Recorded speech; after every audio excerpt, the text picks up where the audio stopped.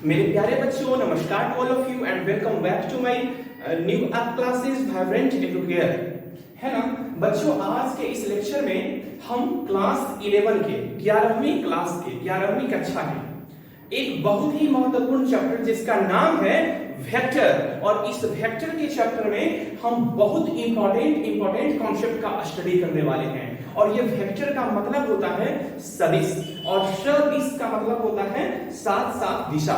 तो आइए हम अब आगे इस चैप्टर का जो कॉन्सेप्ट है उसको समझने का प्रयास करते हैं कि वेक्टर एक्चुअल में क्या है ना स्टूडेंट। जिस तरीके से इंसान को जीने के लिए ऑक्सीजन की आवश्यकता होती है, ठीक उसी प्रकार यदि आप क्लास 11 में हैं, यदि आप क्लास 11वीं के छात्र एवं छात्राएं हैं, तो आपको आपके कॉन्सेप्ट को समझने के लिए फिजिक्स में कोई भी टॉपिक को शुरुआत करने के लिए, इनिशिएट करने के लिए आपको सबसे पहले वेक्टर को समझना बहुत जरूरी है।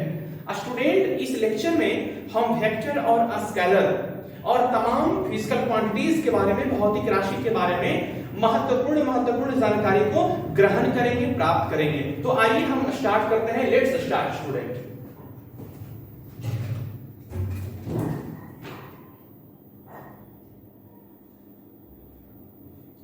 चलिए देखिएगा स्टूडेंट, बात क्या है। बात कुछ नहीं है, जो बात आप जानते हैं वही मैं करने वाला हूं। वेक्टर, आज का जो चैप्टर है हमारा स्टूडेंट वो है वेक्टर।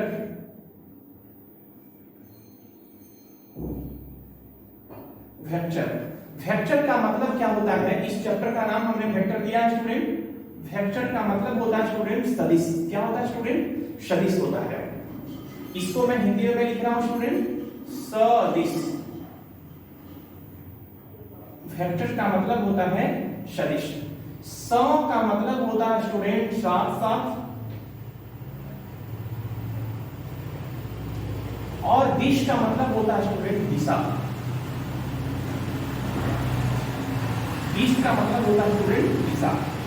मतलब कि वैसी भौतिक राशि जिसमें साथ साथ दिशा होती है, सदिश कहलाती है। तो केवल ये परिभाषा नहीं है इसका। अब आइए चलिए हम सबसे पहले कुछ चीजों का स्टडी करते हैं। ये तो हमारा चैप्टर का मतलब हो गया।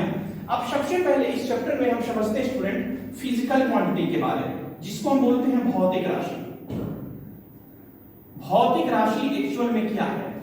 भौतिक राशि, इसे हम कहते हैं अंग्रेजी में, इंग्लिश में फिजिकल क्वांटिटी।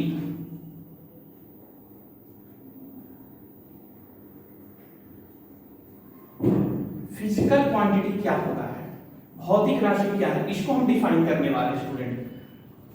तो सबसे पहली बात स्टूडेंट, आपको इन चीज को समझना होगा कि फिजिकल राशि क्या है, भौतिक राशि क्या होता है। स्टूडेंट, आप देखते हैं कि दुनिया की तमाम ऐसी चीजें हैं जिसको कि आप मेजर नहीं कर सकते, जैसे खुशी, प्यार, दुख, तकलीफ, कष्ट, मतलब बहुत सारी ऐसी तमाम चीजें हैं जिसको कि आप मेजर नहीं कर सकते। तो ऐसी भी तो कुछ चीजें होगी जिसे आप मेजर कर सकते हैं, जिसे आप माप सकते हैं। तो प्यारे बच्चे, यह वही चीज है जिसे आप माप सकते हैं, और उसका नाम होता है भौतिक राशि। कहने का मतलब वैसी चीजें, वैसी राशि, सारे बच्चे लिख लेंगे, कॉपी निकाल के तैयार हो जाएंगे। वैसी राशि जिसे हम माप सकते हैं, जिसे हम माप सकते हैं, या वैसी राशि जिसे मापी जाती है, माप सकते हैं, भौतिक राशि कहलाता है। क्या कहलाता है स्टूडेंट? भौतिक राशि कहलाता है। स्टूडेंट, अब आप तैयार हो जाइए, रेडी रहिए, कॉपी पेन निकाल करके आप लिखते भी रहिएगा, साथ साथ मैं आपका नोट्स भी मैं पूरा प्रिपेयर करवाते जाऊंगा, बनवाते जाऊंगा, है ना। ये भौतिक राशि जिसको कि अंग्रेजी में हम कहते हैं physical quantity, PHYSICIL, physical, QUANTITY, physical quantity, है ना। अब चलिए हम आगे चर्चा करते हैं। इसको आप यदि चाहे तो आप अंग्रेजी में भी इसे लिख सकते हैं student, those quantity which can be measured which can be measured, measured, measured is called physical quantity. Is called physical quantity. उसे हम फिजिकल क्वांटिटी कहते हैं स्टूडेंट। अब ये बात जो है ना फिजिकल क्वांटिटी का, ये अभी यहां से क्लियर नहीं होने वाला है। तो अब नेक्स्ट वाला बात क्या है सर, इसको हम रिप्रेजेंट कैसे करते हैं? रिप्रेजेंटेड बाय, इसे प्रदर्शित किया जाता है Q और PQ से, है ना स्टूडेंट। अब आप देखिएगा वैसी राशि जिसे हम माप सकते हैं, वैसी राशि जिसे हम माप सकते हैं उसे हम क्या कहते हैं? Physical quantity. बट वैसी चीज जिसे हम माप ही नहीं सकते उसे फिजिकल क्वांटिटी तो हम बोलेंगे नहीं। तो रिप्रेजेंटेड बाय Q और PQ, मतलब फिजिकल क्वांटिटी मतलब भौतिक राशि को जो मापते हैं, सॉरी इसका जो सिंबल होता है रिप्रेजेंट करने का वो Q या PQ होता है। अब इसे हम क्या करते हैं? एग्जांपल में सबसे पहले इसका लिखते हैं स्टूडेंट। आपका हो गया दूरी, लंबाई, समय, द्रव्यमान, फिर आपका हो गया स्टूडेंट त्वरण, फिर आपका हो गया स्टूडेंट चाल, संवेग, etc। ये सब चीज आपका फिजिकल क्वांटिटी है, भौतिक राशि है। अब चलिए आइए हम समझने का प्रयास करते हैं मेरे प्यारे छात्रों कि देखिएगा यहां पे आपको समझ नहीं होगा स्टूडेंट, देखेंगे नेक्स्ट वाला पॉइंट अपना। फिजिकल क्वांटिटी को हम रिप्रेजेंट करते हैं n डॉट u से, है ना स्टूडेंट। फिजिकल क्वांटिटी मतलब भौतिक राशि का जो फॉर्मूला होता है, सूत्र होता है, ये Q बराबर nu होता है। यदि हम बात करें स्टूडेंट कि ये n क्या होता है, n का मतलब होता है स्टूडेंट न्यूमेरिकल वैल्यू, जिसे हम आंकिक मान कहते हैं, है ना। इसे हम अंग्रेजी में numerical NUMERICAL numerical VALUE numerical value कहते हैं। और ये U का मतलब क्या होता है स्टूडेंट? यूनिट होता है, और इस यूनिट का मतलब स्टूडेंट मात्रक होता है। अब आप देखिएगा वैसी भौतिक राशि जिसे हम मापते हैं, जो मापी जाती है, जिसका मापन संभव है, उसे हम भौतिक राशि कहते हैं। बिल्कुल सही। तो अब देखिए सर इसका एग्जांपल में हम क्या किस तरीके से इसको हम ले सकते हैं। सपोज कीजिएगा स्टूडेंट कि आपका यहाँ पे लिया हुआ है लंबाई, जिसे हम अंग्रेजी में लेंथ कहते हैं। क्या कहते हैं स्टूडेंट? लेंथ कहते हैं। लेंथ का मतलब लंबाई होता है।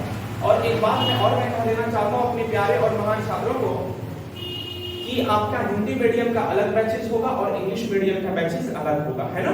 तो हिंदी मीडियम वाले बच्चे इस चीज को देखेंगे, हिंदी मीडियम के बैच को देखेंगे, हिंदी लेक्चर्स को देखेंगे, और इंग्लिश मीडियम के बच्चे इंग्लिश लेक्चर को वॉच करेंगे, ठीक है। लेंथ कहने का मतलब लेंथ क्या? लेंथ को आप कभी 5 मिनट में कभी मेजर कर सकते हैं। कितना लंबाई है भाई? शेखपुरा के चांदनी चौक से आपका दल्लू मोड़ के बीच कितनी लंबाई है, कितना डिस्टेंस है दोनों के बीच, या कितना दूरी है दोनों के बीच? यदि कोई बोल दिया कितना भाई 5 किलोमीटर है, कितना स्टूडेंट? 5 किलोमीटर है। अब आप देखिएगा यदि बोल दिया, सपोज इसे मैंने मान लिया कि 5 किलोमीटर है, मान लिया, क्या ये 5 किलोमीटर को हम ऐसे लिख सकते स्टूडेंट 5000 मीटर, ऐसा लिख सकते? ये 5 किलोमीटर को 5000 मीटर लिख सकते हैं, क्योंकि 1 किलोमीटर में 1000 मीटर होता है, ठीक है। तो 5 गुना 1000 बराबर 5000 मीटर। अब इस चीज को हमको समझना है मेरे प्यारे बच्चे लोग। ये 5 बड़ा है, अच्छा ये 5 क्या है? क्या ये मेरा n1 हो गया, न्यूमेरिकल वैल्यू 1 हो गया? क्या ये मेरा किलोमीटर u1 हो गया, यूनिट 1 हो गया? दोनों चीज तो बिल्कुल बराबर है। क्या ये चीज हमारा n2 हो गया स्टूडेंट, न्यूमेरिकल वैल्यू 2 हो गया? क्या ये चीज हमारा मीटर हो गया स्टूडेंट, मीटर मतलब कि यूनिट 2 हो गया? बिल्कुल हो गया। अब आप यहाँ पे क्या देख सकते हैं, इन सभी चीज से कोई फिजिकल क्वांटिटी का ही बोध होता है। और वो भौतिक राशि क्या है? क्यू का मतलब लेंथ हो गया, मतलब लंबाई। इस चीज से हमें किस चीज का बोध हो रहा है स्टूडेंट? लंबाई का बोध हो रहा है, लेंथ का बोध हो रहा है। तो कहने का मतलब ये बात है कि 5 किलोमीटर बराबर 5000 मीटर। ये यहाँ पे हम क्या कर सकते हैं, ये N1 है, तो कहने मतलब Q is equal to N1 into U1 बराबर N2 इंटू U2 होता है। कोई दिक्कत वाली बात स्टूडेंट? नहीं, कोई दिक्कत वाली बात नहीं है। अब आप क्या यहाँ पे देख सकते हैं, अच्छा अब आप थोड़ा सा यहाँ पे बात कीजिएगा, इसको हम इरेज कर रहे हैं, जिसको नहीं लिखा हुआ है वो बच्चे लिख लेंगे, इसको पॉज करके, ठीक है? ठीक, चलिए देखिए यहाँ पे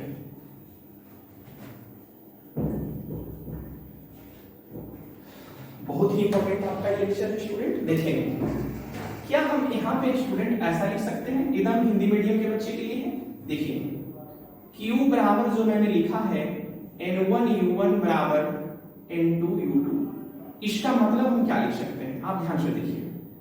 क्या यहाँ पे N1 बड़ा है कि N2 बड़ा है? देखिए इस कंडीशन में स्टूडेंट हमारा N1 क्या है, छोटा है, और N2 मेरा क्या स्टूडेंट, बड़ा है। देखिए 5 बड़ा है कि 5000? 5000 बड़ा है ना, 5000 बड़ा हो गया, N2 बड़ा हो गया। अब हम यूनिट की बात करते हैं, इकाई की बात करते हैं, किलोमीटर बड़ा है कि मीटर? किलोमीटर बड़ा है, तो U1 बड़ा है U2। कोई दिक्कत वाली बात नहीं। तो कहने का मतलब ये हुआ स्टूडेंट, क्या इसी चीज को ऐसे लिख सकते हैं? इसी चीज को स्टूडेंट इस प्रकार से लिख सकते हैं क्या? देखिएगा, जो आपका इसी चीज को ऐसे लिख सकते हैं n समानुपाती 1/u, पक्का लिख सकते हैं, या u समानुपाती 1/n, या आप इसे ऐसे कर सकते हैं n व्युत्क्रमानुपाती u का और u व्युत्क्रमानुपाती n का। ये चीज ऐसा स्टूडेंट हम लिख सकते हैं। कहिए कैसे लिख सकते हैं? मैंने डायरेक्ट नहीं लिखा स्टूडेंट, मैंने पूरा कॉन्सेप्चुअल मैंने यहाँ पे लिखा है। अब आप देख लीजिएगा यहाँ पे ध्यान से, क्या हम यहाँ पे ऐसा लिख सकते हैं स्टूडेंट? देखिएगा N1 बराबर, इस चीज को N1 U1 बराबर N2 U2 हम लिख सकते हैं स्टूडेंट।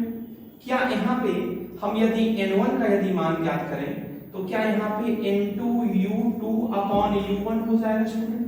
बिल्कुल हो जाएगा सर, कोई दिक्कत वाली बात नहीं है। अब आप देखेंगे यहाँ से, आप देखिए यदि इस वाले पूरे चीज को हम कांस्टेंट मान लिए, क्या मान लिए स्टूडेंट? कांस्टेंट मान लिए, तो हमारा N1 बराबर 1/U1 होगा। इसी प्रकार से यदि हम लिखेंगे तो N2 बराबर 1/U2 होगा। बोलिए होगा कि नहीं होगा? बिल्कुल होगा सर।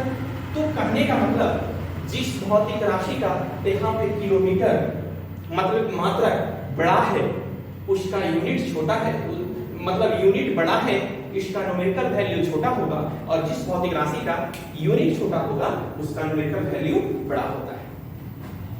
ठीक है, इस चीज को आप समझते हुए आगे बढ़ेंगे। क्लियर? अब चलिए देखते हैं आगे की बात। इन सारी बातों का चर्चा हम यूनिट एंड डायमेंशन वाले चैप्टर में भी करेंगे। ठीक है, चलिए देखिए स्टूडेंट, हम आगे थोड़ा सा बढ़ते हैं, क्योंकि फैक्टर वाले चैप्टर में हम इसको केवल समझा रहे हैं आपको, ठीक है ना, ज्यादा डिस्क्रिप्शन मोड में आपको यहाँ पे बता नहीं रहे इस वाली चीज को। अब चलिए देखिए, अब हमको स्टडी करना है वेक्टर के बारे में, है ना, सदिश के बारे में।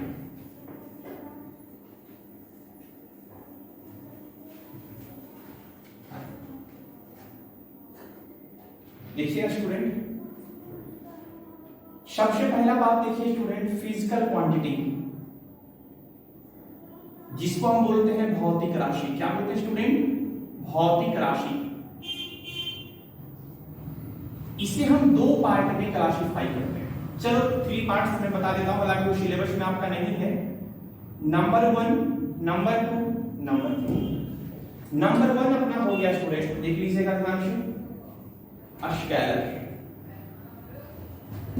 Physical quantity. इसे बोलते हैं अदिश भौतिक राशि।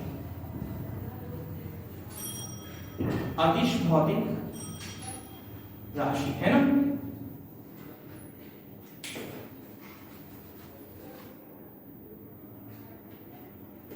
और जो नंबर दूसरा हो गया स्टूडेंट, इसे हम कहते हैं वेक्टर, मतलब कि सदिश भौतिक राशि, वेक्टर फिजिकल क्वांटिटी, या आप इसे सदिश राशि भी बोल सकते हैं। और तीसरा अपन का हो गया स्टूडेंट टेंसर,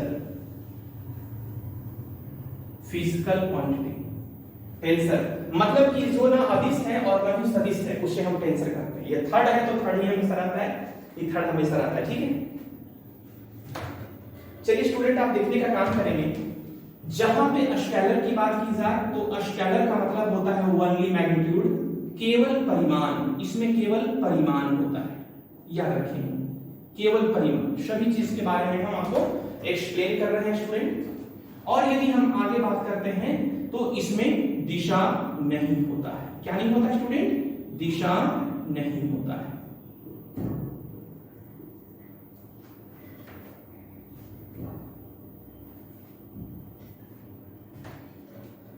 ठीक है। और ये तीसरा इसका मेन पॉइंट क्या होता है स्टूडेंट? ये त्रिभुज के सदिश नियमों का पालन नहीं करता है। मतलब कि ये बीजगणित के सामान्य नियमों का पालन करता है ना, बीजगणित के सामान्य नियमों का पालन करता है, नियमों का पालन करता है।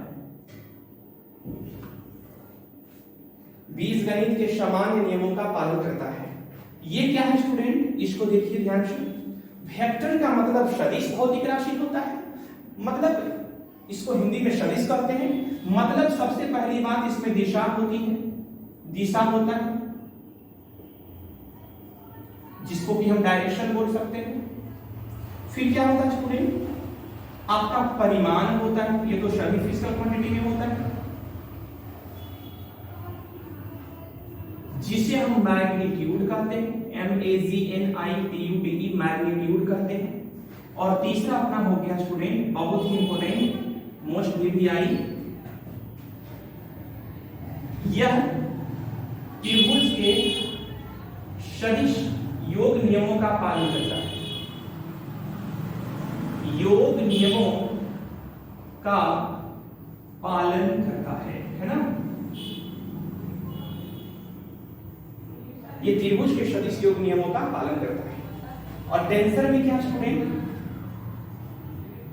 ये ना ही अदिश होता है और ना ही सदिश,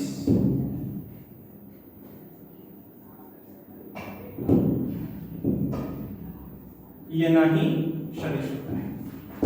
ये वेक्टर भी नहीं होता है और ना ही आपका स्केलर होता है। तो ये होता है एक्चुअल में क्या है? जो दोनों में से किसी में नहीं हुआ वो आपका थर्ड में होता है, टेंसर होता है। और इसके बारे में स्टूडेंट हमने भी 4 ईयर, मैंने अपना बीटेक का कोर्सेज किया है, ठीक है ना। 4 ईयर बीटेक में भी हम लोग को भी ये पढ़ने का नहीं था, और एक्चुअल में ये 12th के सिलेबस में नहीं, 11th के सिलेबस में नहीं, नोट फॉर 11th, ये आपके सिलेबस में पढ़ने का नहीं है। बहुत लोग इसके बारे में बताते हैं, मैं भी आपको मैं बताऊंगा इसके बारे में, लेकिन ये आपका सिलेबस में नहीं है, इस पे ज्यादा ध्यान आपको देना नहीं है स्टूडेंट। अब आगे का जो बात है हमारा, उसको हम समझने का प्रयास करते हैं। देखिए, स्केलर के बारे में समझते हैं। कॉन्सेप्ट ऑफ स्केलर, अदिश की संकल्पना, अदिश की संकल्पना,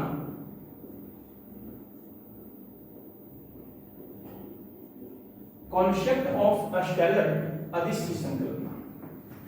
चलिए आइए हम समझने का प्रयास करते हैं आपका अदिश भौतिक राशि क्या होता है स्टूडेंट। इसका यदि हम डिफिनेशन यदि हम लिखें, अदिश का डिफिनेशन, जिसे हम परिभाषा कहते हैं। अदिश क्या होता है इसको देखिए। सबसे पहले वैसी भौतिक राशि, वैसी भौतिक राशि जिसमें केवल और केवल परिमाण होता है, दिशा नहीं होता है, और त्रिभुज के योग नियमों का पालन न करके वो बीजगणित के सामान्य नियमों का पालन करता है, क्या कहलाता है? अदिश भौतिक राशि कहलाता है। वैश्विक भौतिक राशि, मैं बोल रहा हूं, लिख सकते हैं स्टूडेंट, वैश्विक भौतिक राशि जिसमें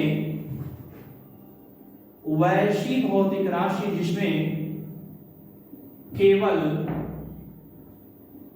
परिमाण, मैं नेम जो बोल रहा हूं ना, परिमाण, इसको समझना होगा आपको। पहले आप इतना ही समझिए, परिमाण मैं बोल रहा हूं, परिणाम मैं नहीं बोल रहा हूं। मैं परिमाण बोल रहा हूं, परिणाम नहीं बोल रहा हूं। तो इसे हम कहते हैं मैग्नीट्यूड, MAGNITUDE, मैग्नीट्यूड। परिमाण होते हैं वैश्विक भौतिक राशि जिसमें केवल परिमाण होते हैं, दिशा नहीं, दिशा नहीं, एवं जो बीजगणित के सामान्य नियमों का, बीजगणित के सामान्य नियमों, जिसको बोलते हैं सिंपल लॉ ऑफ अलजेब्रा,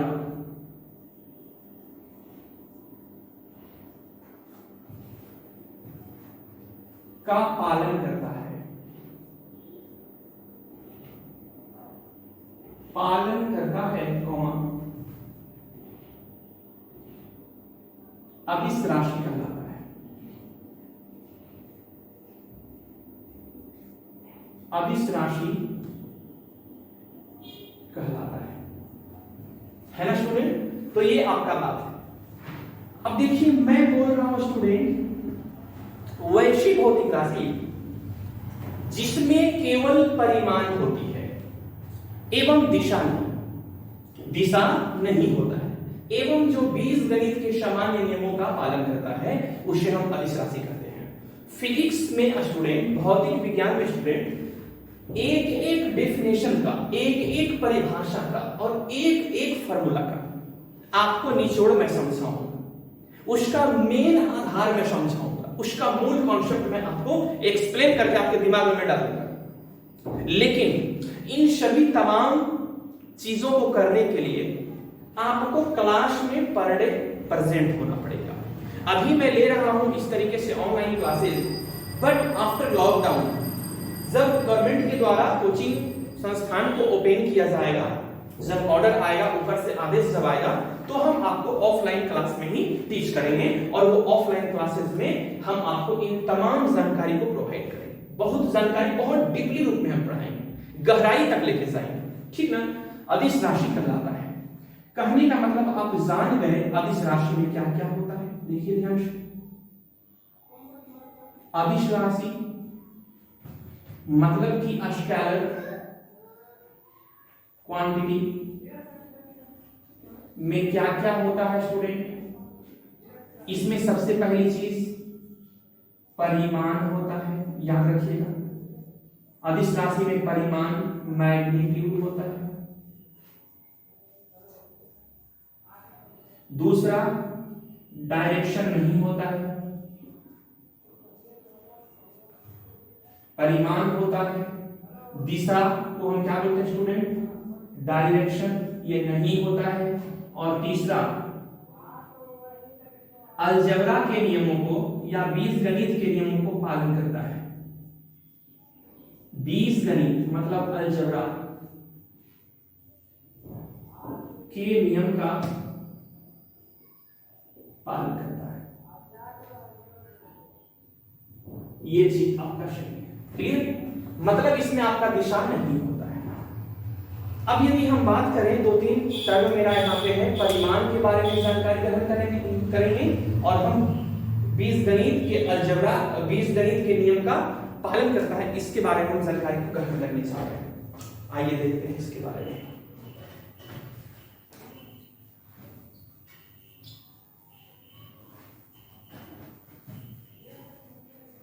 चलिए मेरे प्यारे बच्चे, आप आगे देखिएगा।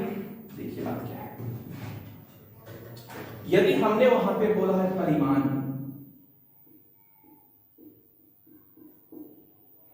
परिमाण इसे हम कहते हैं मैग्नीट्यूड, MAGNITUD।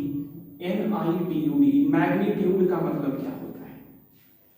इसका मतलब देखिए मैं समझा रहा हूं। मैग्नीट्यूड का मतलब, यदि आपने कहीं पे लिखा हुआ देखा 5 मीटर, आपने कहीं पे लिखा हुआ देखा 10 सेकेंड, आपने कहीं पे सपोज कीजिए कि आप अपना मोटरसाइकिल चला रहे हैं, अपाची वाला बाइक होता है ना आपके पास, कोई बाइक चला रहे हैं, आप अपना बाइक राइडिंग कर रहे हैं, गाड़ी चला रहे हैं, साइकिल चला रहे हैं, कुछ भी चीज चला रहे हैं, आपको कोई पूछे कि आपका स्पीड क्या है, तो आप क्या बोलेंगे? सपोज कीजिए कि आपका स्पीड है 30 किलोमीटर प्रति आवर, 30 किलोमीटर प्रति घंटा। सपोज कीजिए कि आपको कोई बोला आप कितने फुट के लंबे हैं, आपकी लंबाई क्या है? मैं इस आनंद सर जो यहाँ पे हैं इनकी लंबाई क्या है? तो सपोज कीजिए कि कोई बोल दिया 5 फीट 9 इंच, मतलब 5 फीट 9 इंच, इसका मतलब हुआ, या इसको ऐसे रिप्रेजेंट करते हैं इंच, 5 फीट 9 इंच, इसका मतलब फीट हुआ। यदि कोई आपको बोला कि कितना चीनी लाए मार्केट से, आप जाने वाले हैं मार्केट, आपको कोई बोल दिए कि सौरभ आप चीनी लेते आइए, तो आपको बोला गया कि आप 5 केजी चीनी आपको लाना है। आप पेट्रोल भरवाने गए अपने बाइक में, तो आपको पूछेगा ना कितना आपका पेट्रोल लेना है, आप बोलेगा हमको 2 लीटर पेट्रोल लेना है। ETC बहुत सारी तमाम चीजें ऐसी होती हैं। अब आप देखेंगे यहां पे स्टूडेंट कि 5 मीटर, ये 5 क्या है? न्यूमेरिकल वैल्यू, आंकिक मान है। ये मीटर क्या है? यूनिट है। किसका यूनिट है? दूरी का मात्रक, लंबाई का मात्रक। 10 ये क्या है? Numerical value. सेकेंड ये क्या है? यूनिट है। 30 ये क्या है? Numerical value. Kilometre per hour ये क्या है? यूनिट है। 5 फीट 9 इंच ये क्या है? Numerical value. इंच क्या है? यूनिट है। इस तरीके से जितनी भी चीजें होती हैं, ये 5 क्या है? न्यूमेरिकल वैल्यू, और ये आपका केजी क्या है? यूनिट। ये 2 क्या है? न्यूमेरिकल वैल्यू, ये क्या है? यूनिट। इत्यादि।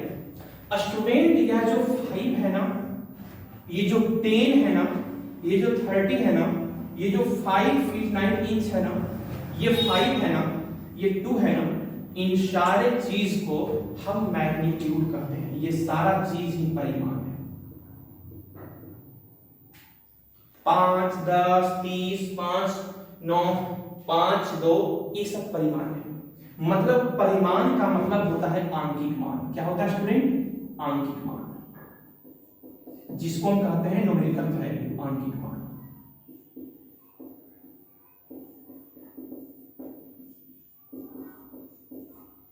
कोई दिक्कत है स्टूडेंट यहां? नहीं।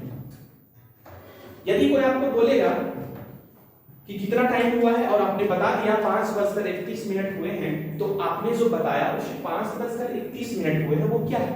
That is your magnitude. वो आपका मैग्नीट्यूड है, वो आपका परिमाण है। समझ में आ रहा है? सपोज दैट कोई जगह है, वहां पे लिखा हुआ है 15 मीटर आगे स्कूल है, 15 मीटर आगे स्कूल है, तो इसमें बोलेगा कि 15 मीटर, ये 15 क्या है? यदि परिमाण है, परिणाम नहीं, परिमाण। सुंदर सी लड़की को मान लेना है, सुंदर सी कन्या को मान ली, परिमाण परिमाण है ना। परिमाण आप ऐसे लिखेंगे, स्पेलिंग आपको इस तरीके से होगा, और हिंदी में परिमाण ऐसे, ये परिमाण। यदि आप ऐसे लिख रहे हैं तो ये आपका गलत होगा, ऐसे नहीं। क्लियर? अब चलिए दूसरे वाले टर्म को हम एक्सप्लेन करते हैं स्टूडेंट। दूसरा वाला जो मेरा टर्म है स्टूडेंट, वो है vector law of general law of algebra, या सिंपल लॉ ऑफ अलजेब्रा, या बीजगणित का सामान्य नियम, है ना। चलिए दिशा को भी रिप्रेजेंट कर लेते हैं। दिशा क्या होता है एक्चुअली? दिशा को क्या करते हैं स्टूडेंट? डायरेक्शन करते हैं।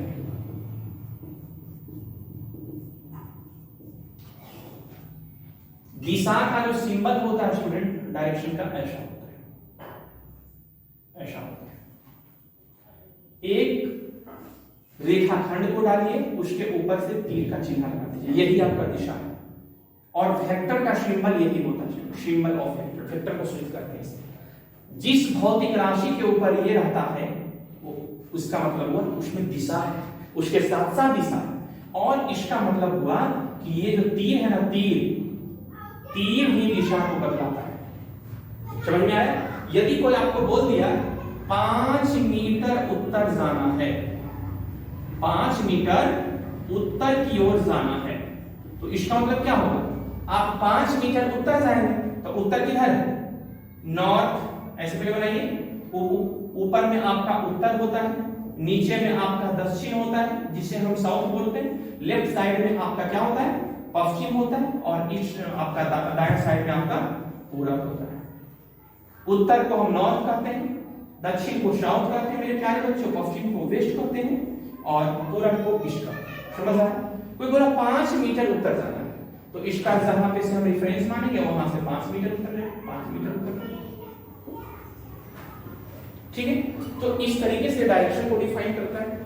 चलिए आगे देख लेते हैं स्टूडेंट। हम अब यहाँ पे समझते हैं स्टूडेंट कुछ एक बीजगणित के सामान्य नियम है ना। तीसरा पॉइंट देखिए, बीजगणित का सामान्य नियम। बीजगणित का सामान्य नियम है ना, बीजगणित का सामान्य नियम, इसे हम कहते हैं सिंपल लॉ ऑफ अलजेब्रा।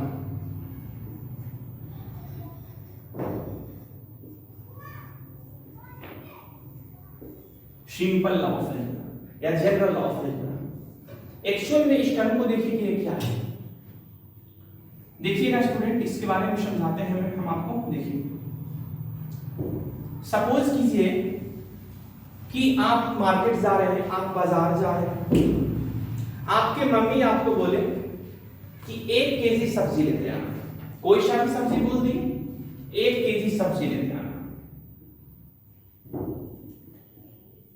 सब्जी 1 केजी लाना है। आपके पापा ने आपको बोल दिया आलू 2 केजी लेते आना।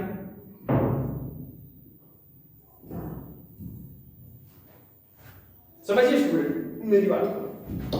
चलिए, घर से जैसे ही आप निकल रहे थे, आपके अंकल ने बोल दिया 7 केजी चीनी लेते आना। अब आप देखिए स्टूडेंट, मैं बता रहा हूं बीजगणित का सामान्य नियम।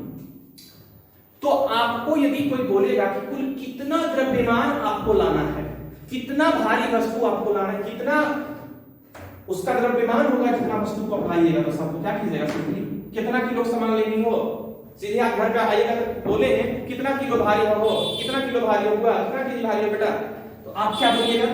7 2 9 और 1 10 केजी। कैसे जोड़ दी? आपने इसे जोड़ा है सिंपल लॉ ऑफ अलजेब्रा के द्वारा। सिंपल लॉ ऑफ अलजेब्रा के द्वारा आपने इसे जोड़ा है। तो अदिश भौतिक राशि को हम यही law of algebra, simple law of algebra के द्वारा जोड़ते हैं। इसके लिए कोई विशिष्ट नियम के बारे में हम स्टडी नहीं करना होता है, कोई विशिष्ट नियम को हम समझते नहीं है।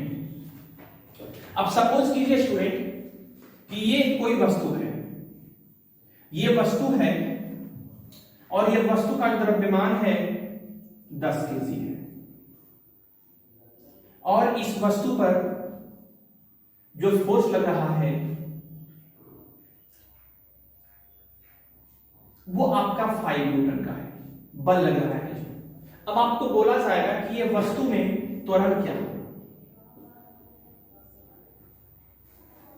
तो आप आराम से बता दीजिएगा।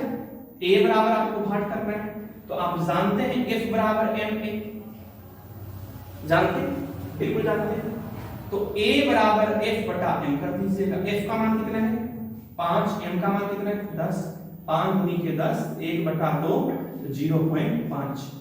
यूनिट क्या हो जाएगा? मीटर प्रति सेकेंड स्क्वायर। लेकिन ये चीज मेरा गलत है, ये चीज मेरा क्या स्टूडेंट गलत है, क्योंकि ये आपका अदिश नहीं है, ये सदिश है। तो सदिश को करने के लिए हम क्या करेंगे, इसमें दिशा लिखेंगे। देखिए ये जो बल लगा है ना, इस दिशा में लगा है, मतलब इधर लगा, इधर कौन सा दिशा है, ईस्ट।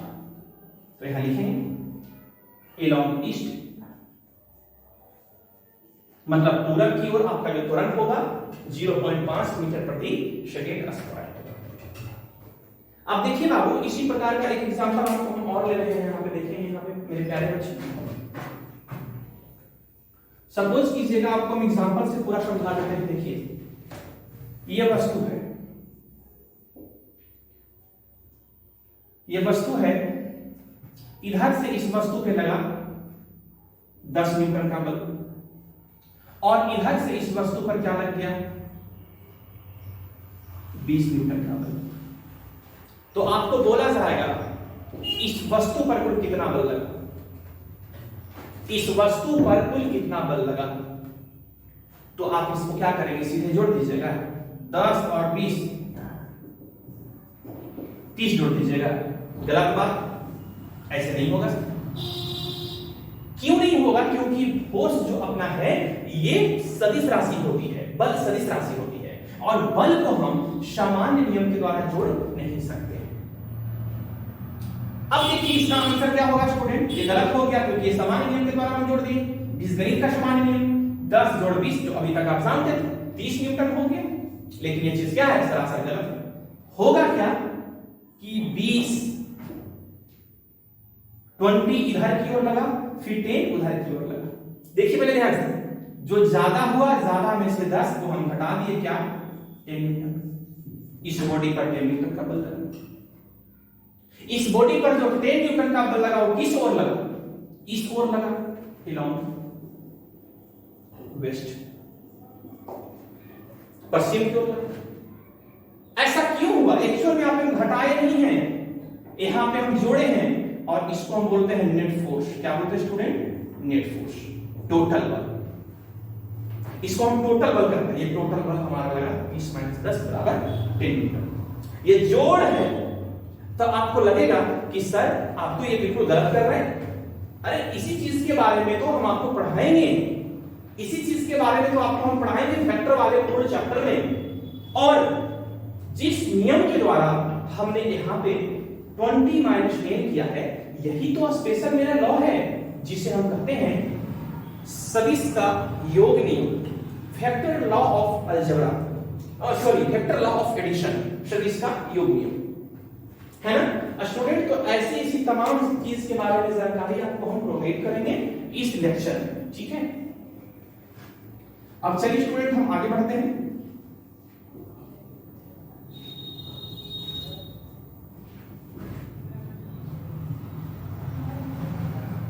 अब हम आते हैं यहां पे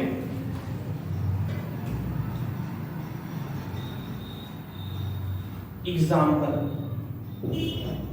of scalar physical quantity, example of scalar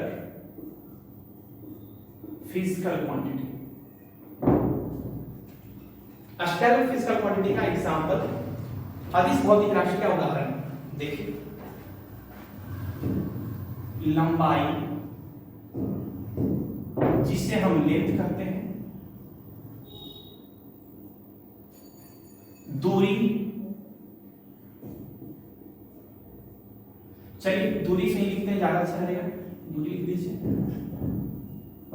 दूरी जिसे हम डिस्टेंस कहते हैं मेरे प्यारे बच्चे। समय,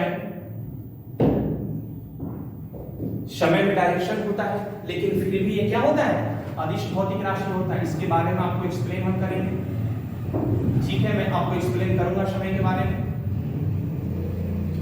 आपका नेक्स्ट हो गया द्रव्यमान जिसे हम मास कहते हैं। फिर आपका हो गया चाल जिसे हम स्पीड कहते हैं। फिर आपका हो गया स्टूडेंट कार्य जिसे हम वर्क कहते हैं। फिर आपका हो गया ऊर्जा किसी भी प्रकार का, ठीक है स्टूडेंट। फिर आपका हो गया विद्युत फ्लक्स जिसे हम इलेक्ट्रिक फ्लक्स कहते हैं स्टूडेंट। फिर आपका हो गया, इसको भी हम स्टडी करेंगे स्टूडेंट नेक्स्ट वाले क्लास में, विद्युत धारा, इलेक्ट्रिक करंट। इसमें डायरेक्शन भी होता है और मैग्नीट्यूड भी होता है, लेकिन फिर भी ये अदिश भौतिक राशि है। ऐसा क्यों? क्योंकि मेरे प्यारे बच्चों, यह आपके सदिश योग नियमों का पालन नहीं करता है, ये हमारा बीजगणित के सामान्य नियमों का पालन करता है। ये दोनों चीज होना जरूरी है, तभी वो अदिश होगा। और जब वो सदिश होगा तो ये नहीं होगा, परिमाण होगा और दिशा होगा। और मेरा तीसरा वाला लाभ क्या, तीसरा वाला पॉइंट क्या हो जाएगा? सदिश के योग नियमों का पालन करता है। क्लियर? तो उसको हम स्टडी करने वाले हैं ईटीसी। ये सभी टर्म आपका अदिश भौतिक राशि होता है।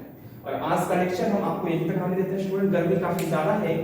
हम नेक्स्ट लेक्चर में हम आपको सदिश के बारे में जानकारी प्रोवाइड करेंगे। और मैं विनम्र विनती और प्रार्थना करता हूं आप सभी मेरे प्यारे और महान बच्चों से कि मेरे लेक्चर्स को आप ध्यान पूर्वक सुने, है ना? क्योंकि आप जानते हैं स्टूडेंट, मेरा एक पोयम है, आपको पता ही होगा और आपने सुना भी होगा, जो इस प्रकार है, कर्म करो तो फल मिलता है, कर्म करो तो फल मिलता है, आज नहीं तो कल मिलता है, कर्म करो तो फल मिलता है, आज नहीं तो कल मिलता है, जितना गहरा अधिक हो कुआं उतना मीठा जल मिलता है, कर्म करो तो फल मिलता है, कर्म करो तो फल मिलता है। स्टूडेंट, और एक लाइन में आगे मैं जोड़ रहा हूं, जीवन के हर कठिन प्रश्न का, जीवन के हर कठिन प्रश्न का जीवन से ही हल मिलता है, कर्म करो तो फल मिलता है, कर्म करो तो फल मिलता है। मेरे प्यारे बच्चों, इन तमाम बातों को जोड़ते हुए मैं एक चीज को और मैं जोड़ रहा हूं, उसको ध्यान से आप सुनिएगा।